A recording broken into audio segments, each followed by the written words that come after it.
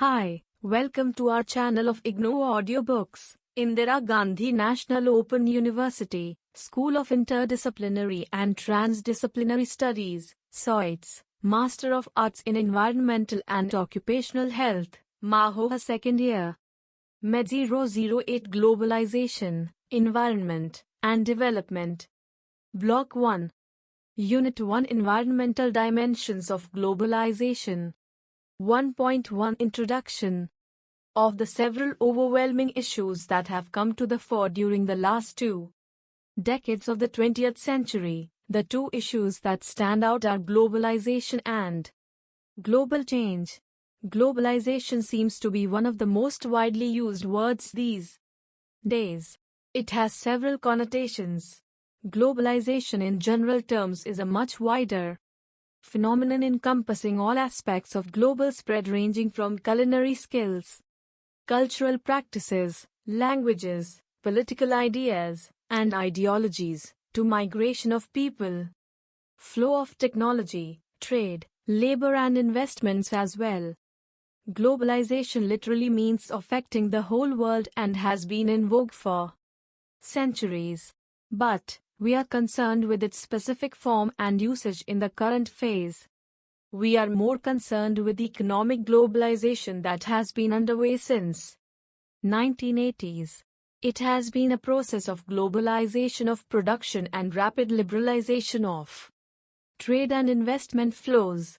The present phase of economic globalization has certain dimensions fraught with environmental implications which we shall discuss in this unit. Global change refers to certain environmental changes that are global in nature.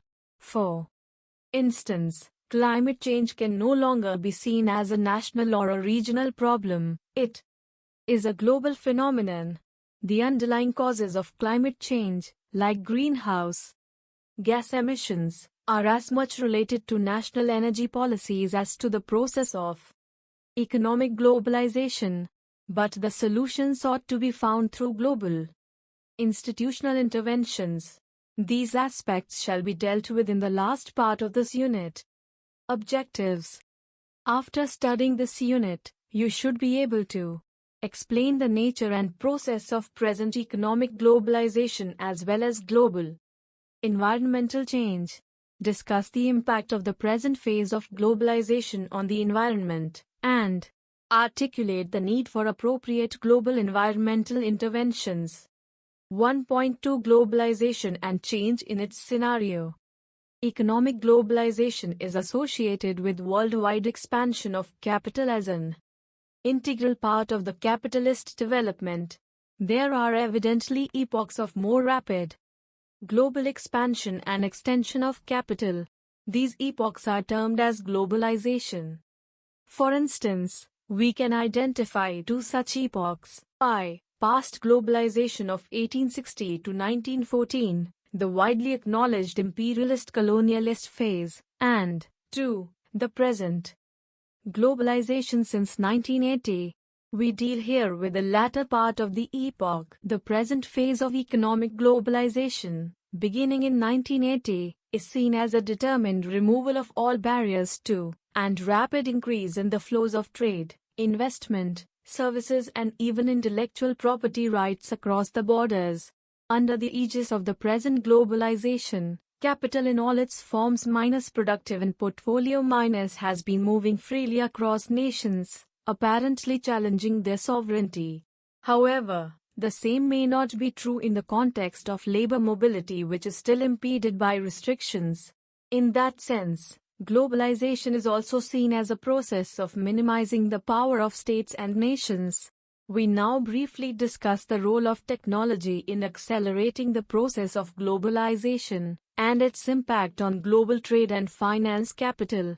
Role of technology. The previous globalization, 1860 to 1914, was driven by the drastic fall in transport costs brought about by the steamship and railways. The current phase is driven by, to a large extent, the developments in information and communications technology, ICT.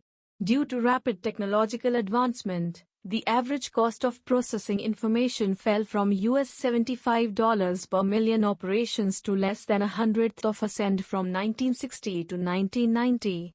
Airline operating costs per mile came down by half in this period. The cost of a 3-minute telephone call from New York to London fell from $245 in 1930, in 1990 prices, to under $50 in 1960 to $3 in 1990 and to about 35 cents in 1999. The present phase is also characterized by a leap in the share of world trade. The world exports averaged 21% of GDP in the 1990s, compared to the 17% of the GDP in the 1970s. Role of trade. Globalization since early 1980s has accelerated world trade at a much faster pace than the world output. The ratio of world trade to world gross domestic product increased from 10% in 1970 to about 20% in 1998. The growth of capital and financial flows has been faster than the growth of world trade. Foreign direct investment reached $400 billion in 1997. 7 times the level in real terms in the 1970s. Portfolio and other short-term capital flows have grown substantially, and now range in trillion US dollars, almost 3 times more than those in the 1980s. Role of finance capital. The current phase of globalization is characterized by the nature of financial markets and the rapid increase in gross financial flows. Daily global transaction in currency alone increased from $15 billion in 1973 to $2.12 trillion in 1995. Currency flows are totally disconnected from, and phenomenally greater than, trade and investment flows. This suggests an increased speculative trading in currencies. This phenomenal increase in currency flows is also related to a huge leap in portfolio investment. Cross-border transactions in bonds and equities by the United States investors increased from 9% of the GDP in 1980 to 164% in 1996. Such hyper-financial markets have heightened financial and economic instability, particularly in the third world countries. Short-term flows have only added to the risks of volatility. These changes unleashed by the process of the present economic globalization have serious environmental repercussions, which we shall discuss in the next part of this unit. Global change.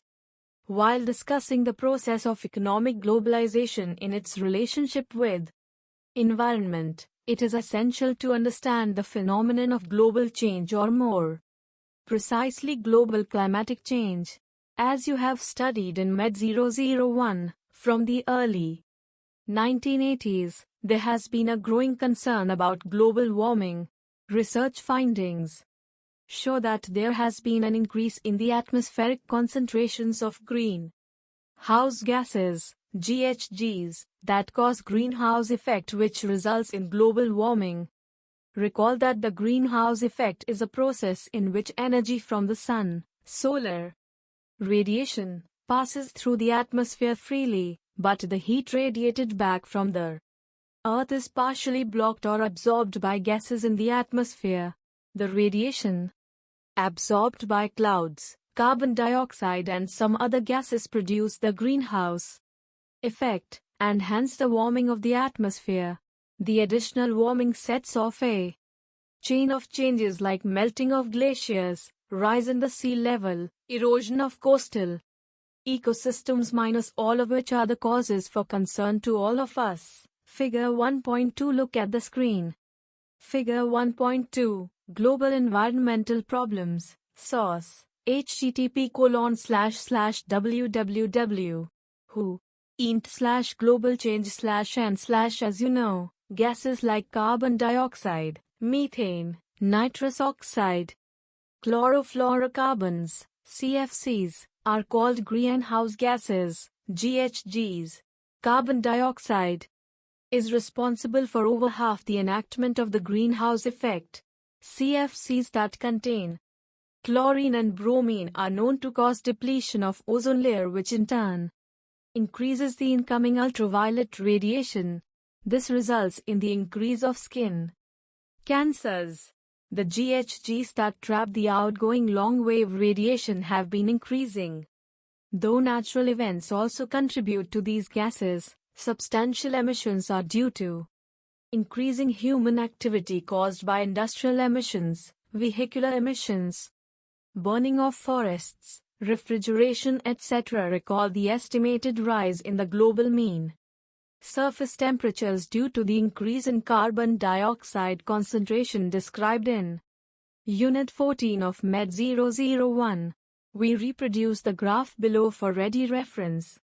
As a result of the rise in global temperature and melting of glaciers, the sea level is projected to rise between 9 centimeters and 29 centimeters by 2030, and 28 centimeters and 96 centimeters by 2090. Significantly, adverse effects on small island states and low-lying deltas, such as those in Bangladesh, Egypt, and China, could render millions of people homeless, and the warming would cause significant loss of life.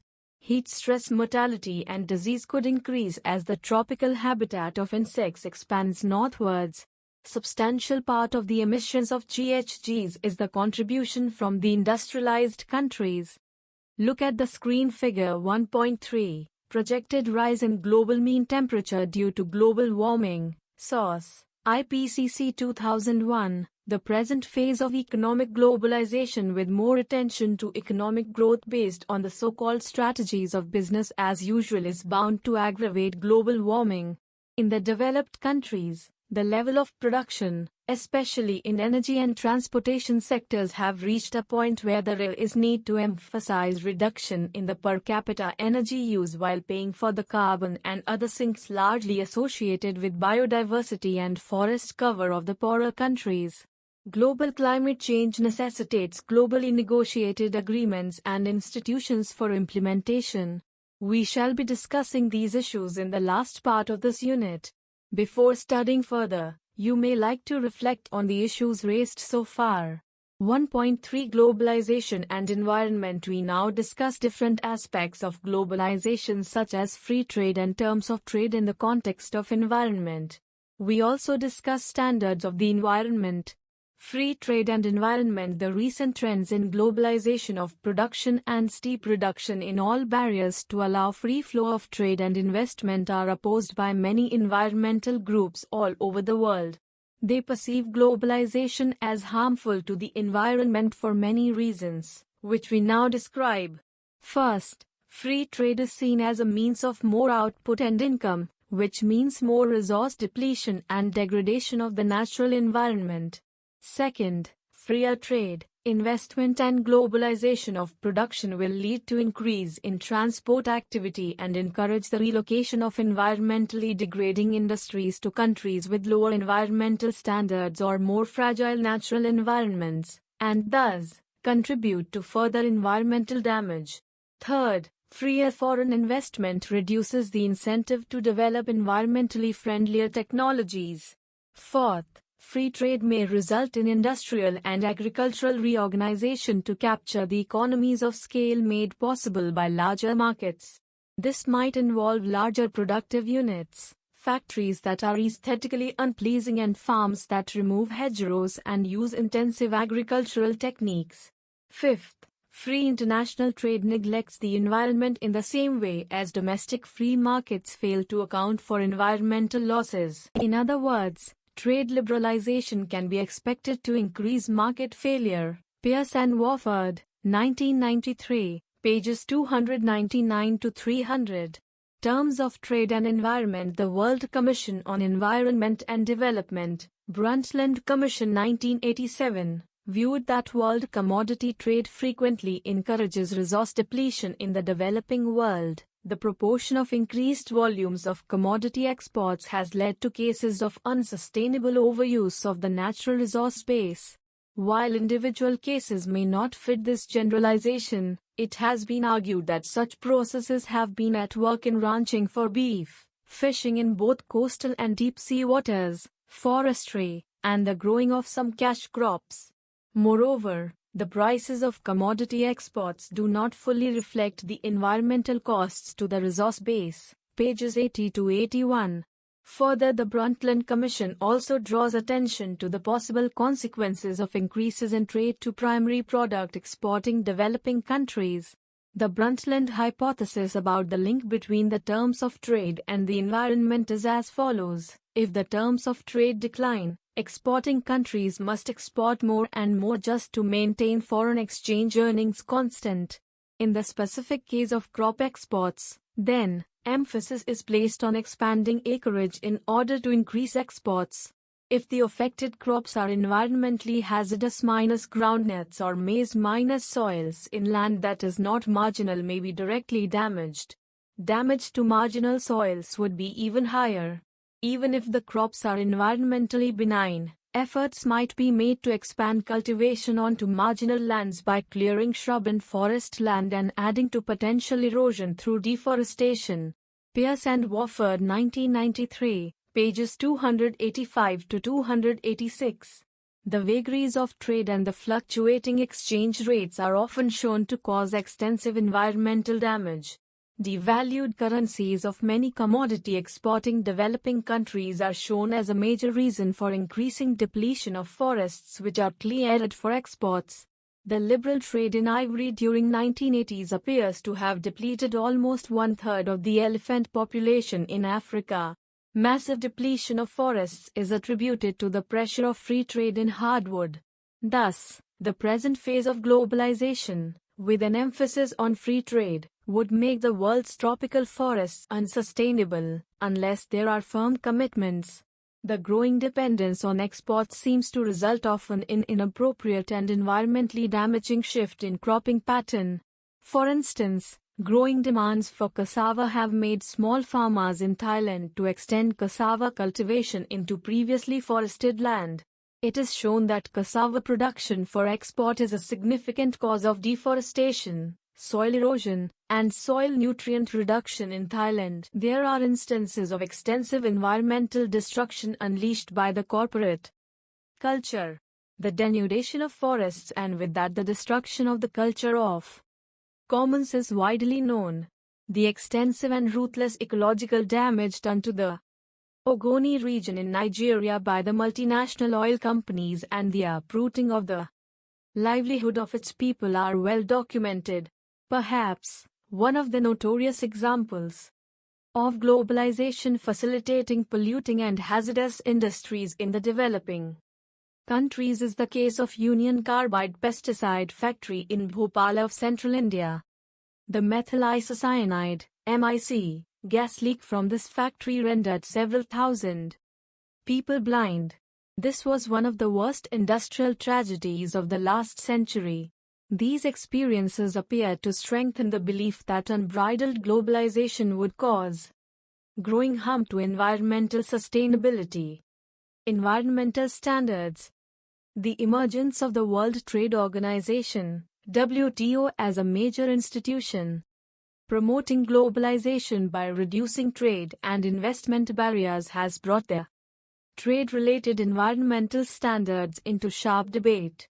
Environmental standards refer to restrictions on trade in commodities, which are not subjected to certain environmentally damaging limits in their production or exploitation.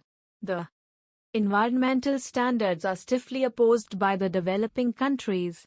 These countries see the entwining of environmental and trade issues as a threat to their sovereignty and their economies. Their objections to trade measures to achieve environmental objectives are based on the following considerations.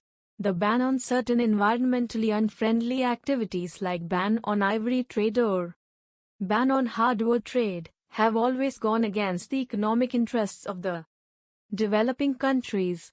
Trade barriers for environmental protection cause adverse effects on developing countries' exports for the following reasons. -1. Trade policy measures, usually, are not the best instruments for achieving environmental objectives. Trade sanctions do not directly address the root cause of the environmental problems. -2. Unilateral import restrictions are imposed following costly environmental standards, and such protectionist measures reduce income both at home and abroad, especially in natural resource-rich developing countries. -3. Environment-linked trade restrictions will lead to escalation in trade disputes resulting in retaliatory and counter-retaliatory measures. Environmental uses of trade policy are seen as inherently discriminatory. For instance, industrial countries had lower environmental standards at the earlier stages of their development. Developing countries contribute disproportionately small amount per capita to global environmental problems. For instance, of the global emission of carbon dioxide, United States alone contributes to 1/4. Differences in standards are a legitimate source of comparative advantage, in as far as they reflect differences in the resource endowments, preferences and abilities of various countries. Environmental standards rise along with the rise in the per capita incomes, and there is no point insisting on higher standards at lower incomes. Non-trade measures like labeling, e.g., dolphin-friendly tuna, would be friendlier. Outside pressure on developing countries to raise their environmental standards would be used by domestic protectionist groups to argue against their government's export-oriented development strategy. There will be a threat to the WTO rule-based multilateral trading system. In the context of efforts to liberalize trade and investment flows, any attempt to link the environment with trade is likely to be counterproductive. As discussed earlier, there are strong objections to trade liberalization on the ground that they would lead to environmental destruction, that more trade would mean more output and more income, all of which lead to resource depletion. This would encourage the location of environmentally degrading industries to countries with lower environmental standards and fragile natural environments, and all these are feared to contribute to further environmental damage. Many developing countries see environmental standards as backdoor measures of protection sought to be imposed by the developed countries. In the globalizing context, there is a growing pressure from different groups, and a large number of environmental issues are emerging that require global multilateral environmental agreements. It is recognized that at least 3 broad classes of environmental issues require international solutions. First, regional problems arise when neighboring countries share a common resource and one country's actions therefore affect others.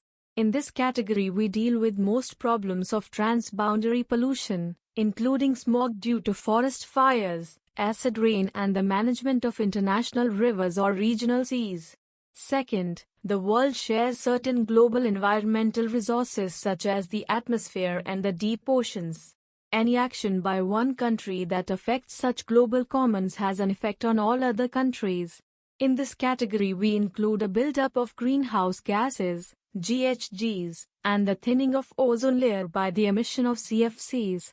Third, there are resources clearly belonging to one country but have value for the international community not reflected in the market. They include tropical rainforests, other special ecological habitats, and individual species. We now turn our attention to some of the global initiatives that have tried to address these issues in the following section. But before you learn about them, you may like to test your understanding of the issues raised above. 1.4 Global Environmental Interventions. In this section, we shall discuss the ways as to how we can maintain the quality of environment by resorting to sustainable development, minimizing large-scale disruption in ecosystem, and by taking global environmental initiatives. Globalization and sustainable development. The last 20 years have seen a virtual explosion of intergovernmental negotiations to formulate international environmental treaties. This ecological globalization is an inevitable result of the ongoing processes of economic growth and economic globalization, which not only stitch the world's economies together, but also take national production and consumption levels to a point where there is a threat to the world's ecological systems. The present globalization is driven by the Western economic and technological model, which is highly material and energy intensive. It metabolizes huge quantities of natural resources, leaving a trail of toxins and highly degraded, transformed ecosystems in its wake. It is this very model that the developing nations are following. For economic and social growth, leading to an extraordinary combination of poverty and inequality, side by side with growing economies, pollution and large-scale ecological destruction. The process of ecological globalization is driven by the fact that the levels of production and consumption have reached a stage where what one does in one's own country can have a major impact on the neighboring countries or on the rest of the world. You have learnt in MAEOH 1 that even simple things like using refrigerators or air conditioners can destroy the world's ozone layer, running automobiles or unlimited felling of trees can destabilize the world's climate, and using a persistent organic compound like dichloro-diphenyl trichloroethane, DDT, in India can mean life-threatening pollution for human beings and other life forms in the remote polar regions of the world, as these compounds are carried to these regions by the world's oceanic currents and airstreams. Never was the pace of depletion of resources and emission of harmful gases as high as under the current globalization process. There was never unsustainability of this model of growth as clear as of now. Never before have human beings needed to learn to live in one world as now. Globalization and large-scale disruption of ecosystems. The World Development Report 2003, World Bank, 2003, p. 164, reports that a global satellite survey estimated a pan-tropical gross deforestation rate of 0.52% annually over 1990 to 2000, or 9.2 million hectares a year, an area the size of Portugal. Coral reefs are being lost to bleaching, pollution, and destructive fishing. A worldwide bleaching event in 1998, associated with El Niño, see Appendix, harmed 16% of the world's coral reefs, with possibly half of them damaged irreversibly.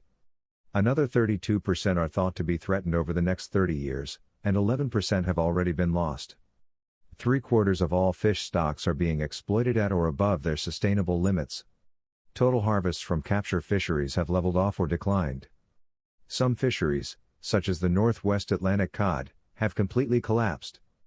In others, the depletion of prized predatory fish has led to shifts in ecosystem structure. Almost 15 million square kilometers of ocean bottom have been scraped by ocean trawlers, possibly causing long-lasting damage to the bottom-dwelling species. For quite some time poverty was blamed for environmental degradation. But it is increasingly clear that shifting cultivators and small farmers account for only a fraction of depletion of forests or degradation of land. The present phase of globalization shows that large-scale agriculture, including ranches and plantations, and commercial logging, account for most of deforestation in Latin America and Asia. Poverty, therefore, is not the immediate driver of most tropical deforestation, but tropical deforestation can exacerbate the poverty of communities dependent on the forest for their livelihood. Similarly, it is the greed of mechanized fishing that is causing not only unsustainable exploitation of fish resources but also uprooting the livelihood of millions of traditional fishermen and disrupting the coastal ecosystems. You could find out information like that given in Figure 1.5 for your own region. Look at the screen Fig. 1.5. Comparison of the scale of marine fisheries production in South China Sea area. The global disruption of environment manifests in various detrimental ways, of which climate change and ecosystem damage loom large. We have already mentioned the consequences of climate change. Equally grave are the threats posed by ecosystem damage resulting in the loss of biodiversity. The genetic, biophysical, and ecological information embodied in biodiversity may be valuable to future agricultural, pharmaceutical, chemical, materials, and information industries. For instance, gene bank collections currently hold 15% or less of the genetic diversity of wild relatives of important crop species, including maize, rice, sorghum, millets, and peas. Loss of some of the remaining 85% might constrain development of improved varieties of these crops, while there is a general agreement that the magnitude of present environmental challenges like climate change or biodiversity are such that these require global cooperation in evolving and implementing rules and methods of mitigation. The recent experience shows that global agreements and their enforcements are effective in areas where the costs are relatively less and the benefits more to the more prosperous countries. Evolving conventions and getting their implementation in several aspects of environmental regulation, which may mean more costs and relatively less tangible immediate gains, especially to the more developed and powerful countries, may not be easy. In the following part we shall examine some of the initiatives in mitigating the global environmental problems. Some global environmental initiatives. One of the successful global initiatives to reverse the adverse impact of modern development on environment relates to the ozone layer. By late 1970s it was clear that CFCs were causing depletion of ozone layer, which in turn was resulting in an increased ultraviolet radiation causing skin cancers. International action on the ozone layer was taken when the United Nations Convention on the Protection of the Ozone layer was drawn in Vienna in 1985. Shortly thereafter, dramatic satellite images of the Antarctic ozone hole captured public attention. This deepening evidence prompted the Montreal Protocol of 1987, an outgrowth of the Vienna Convention, to impose obligations on the developed countries to reduce the use of ozone-depleting substances. On further evidence of causal impact of CFCs on ozone, in 1990, the London Protocol to the Vienna Convention took effect and it was agreed upon to cut the CFC levels by 85% by 1997. Under this protocol, developing countries agreed to take on obligations, with a grace period, and developed countries underwrote a trust fund of US $240 million to assist them. The result is a foreseeable reduction in atmospheric concentrations of ozone-depleting substances and an eventual recovery of the ozone layer. The problem of protecting the global ozone layer was easier to tackle than other global environmental problems like climate change and biodiversity erosion. The political economy of reaching agreement on ozone layer was favorable. At the national level, the wealthy industrial nations responsible for most production were also those at the greatest risk from skin cancer. Further, production and use of ozone-depleting substances is not central to any economy unlike greenhouse gases, whose production is deeply embedded in the energy and transport sectors. In spite of a number of hurdles, the United Nations has been in the forefront in taking initiatives to mitigate the global environmental problems, which are likely to exacerbate if the present trend of economic globalization continues unabated. A major UN initiative came after the UN Conference on the Human Environment, UNCH, in 1972 at Stockholm. As you know, the United Nations Environmental Programme, UNEP, was created in 1972 to provide leadership and encourage partnership in caring for the environment by inspiring, informing, and enabling nations and peoples to improve their quality of life without compromising that of future generations. The UNEP initiative, however, remained dormant for almost 2 decades until early 1990s. There was growing concern about global warming. Under global pressure, the UN Convention on Climate Change was adopted in 1992. In 1997, the Kyoto Protocol was signed, which called for industrial countries to reduce emissions by 5.2% compared to 1990 levels by 2008 to 2012. But the US, which is responsible for 1/4 of the world's total carbon emission, refused to ratify the Kyoto Protocol on the ground that developing countries were exempted. The developing countries, on the other hand, demand polluting North to pay costs and transfer resources to compensate for the loss suffered by them. The Carbon Convention is a positive step in this direction. The UN Conference on Environment and Development, UNCED, held in Rio de Janeiro in 1992 is seen as a landmark in evolving a blueprint for the 21st century. The Commission for Sustainable Development, CSD, was established in 1992. Though Global Environmental Facility, GEF, was established in 1991, it was restructured in 1994, in the light of developments and conventions since the Rio Conference. Recognizing the importance of biodiversity for the survival of life, including human life on the Earth, and sharing concern over loss of biodiversity by unprecedented levels since 1980s, the Convention on Biological Diversity, CBD, was convened in 1992, and among other things, it reaffirmed sovereign rights of status over their natural resources and agreed to establish a fund through GEF to pay for the use of genetic resources of developing countries. Unlike the initiative on ozone layer, the progress on other major environmental issues like climate change and biodiversity is very tardy. What appears to be apparent is that while economic globalization appears to be increasingly embedded in strong institutional support systems, ecological globalization seen in terms of challenges to sustainable development is still in search of empowered institutional support. At least two shortcomings are discernible. Firstly, the process of global environmental threat is not accompanied by any strong political support.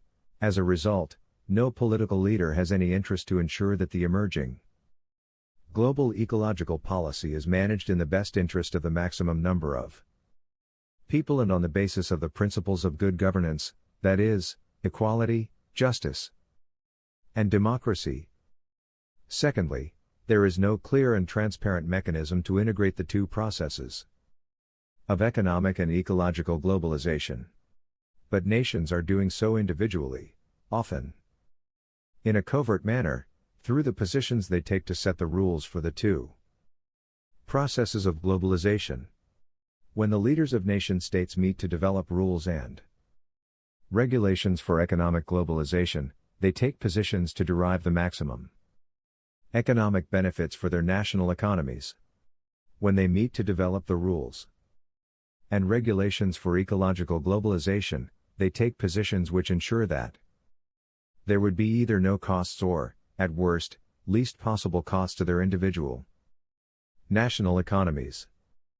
As a result of these two shortcomings, the rules and regulations that are emerging generally tend to be based on the principles of business transactions rather than on the principles of good governance. Environmental diplomacy has turned into petty business transactions, not the establishment of fair and just global environmental governance systems. While business transactions are built on principles of mutual benefits regardless of their societal costs, governance systems are built on principles of democracy, justice and equality. The issue of equity has become a very contentious one in environmental diplomacy. Equity is a prerequisite for global agreement, and environmental cooperation can only be possible through solutions that are both equitous and ecologically effective. Without equity or a sense of fair play, it is quite unlikely that there will be a long-lasting partnership to address and solve global problems. Global equity is particularly important in global environmental negotiations which deal with the pollution or degradation of global common property, such as the stratospheric ozone layer, the atmosphere, or oceans. So far, these common property resources are seen as free access resources minus a situation that aided the industrialization process of early entrants. In the context of globalization, environmental concerns have not yet found an institution which is as powerful as World Trade Organization, WTO, in the arena of global trade. A widely shared feeling is that while WTO, managing world's trade, has become stronger, environmental institutions have become weaker in the years following the Rio Conference. World leaders are yet to design a unifying institutional framework for the global environment. The need of the hour is to rectify this institutional deficiency in the interest of sustainability of diversity of life on the planet and to evolve an environmental organization as effective, if not more effective, as WTO. The driving forces behind the present globalization process are the corporate capitalist interests in pursuit of larger and faster profits. The imprint of corporate capitalism is clear in the emergence of global institutions like the WTO. One of the elements of resistance to corporate globalization could be seen in the form of growing environmental movements. The emergence and effectiveness of a World Environmental Organization would depend upon the power of public mobilization against the adverse environmental impact of the present globalization. Let us summarize what we have studied so far. 1.5 Summary. Beginning with the early 1980s, the world has been experiencing unprecedented pace in the expansion of global trade, financial flows and spread of transnational production. This process has come to be widely known as globalization. It is aided by the revolution in information and communication technology, ICT, which has compressed time and space. While these rapid changes are seen as necessary to sustain fast growth, there are also concerns that the globalization process, by hastening resource exploitation and by increasing industrial activity, especially in the energy and transport sectors, has been causing considerable damage to environment. The environmental impact has been assuming global proportions in the form of emission of GHGs causing global warming or climate change and biodiversity degradation, besides unsustainable depletion of resources. The free trade and investment flows, which drive the globalization process, are also seen as environmentally harmful. The proposition of developed countries to contain these adverse effects through environmental standards in terms of trade restrictions are resisted by developing countries. The latter see them as restrictions on their trading prospects. There is a growing consensus that the emerging environmental problems need global initiatives with the participation of developing as well as developed countries. At the behest of the UN, a number of initiatives have been made for restricting and reversing environmental damage. Some of the initiatives like the Vienna Convention and the protocols that followed on CFC's control and ozone layer have been very successful, but other initiatives like the one on climate change are facing resistance. There is a growing feeling among many observers that to face the environmental challenges, which are deepened by the present globalization process, there is a need for a multinational World Environmental Organization, WEO, which should function as effectively on environmental issues as the WTO does in the arena of trade. Thank you for watching. We will see you in the next video with the next chapter.